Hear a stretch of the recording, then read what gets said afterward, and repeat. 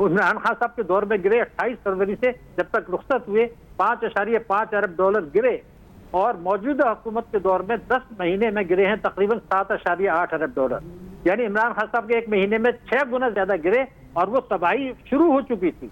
ये मैं मानता हूँ कि मौजूदा हुकूमत की भी गलतियां हैं, उन्होंने IMF के साथ ताखीर की जो नहीं करनी चाहिए थी, IMF के साथ मामला तोड़े जो नहीं करने चाहिए थे। लेकिन सवाल यह है कि बर्बादी तो हो चुकी थी।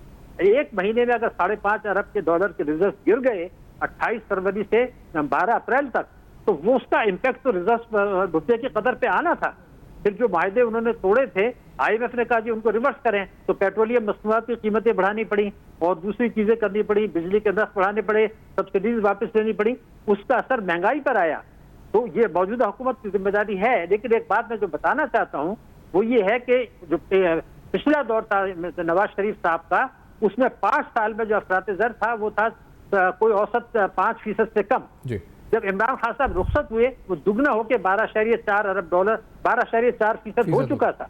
तो उसकी बुनियाद तो पड़ चुकी थी, दुगना हो चुका था, रिजर्व गिर रहे थे। तो अब इस हुकूमत ने अगर स्ट्रक्चरल इस्लाहात नहीं की तो मुझे अब ये खतरा है कि जो तबाही बर्बादी हो चुकी है, तो ये बहुत बड़ी गलतफहमी है कि IMF का कर्जा मिलने के बाद, दोस्त ममालिक का कर्जा मिलने के बाद मईशत ठीक हो जाएगी। नहीं।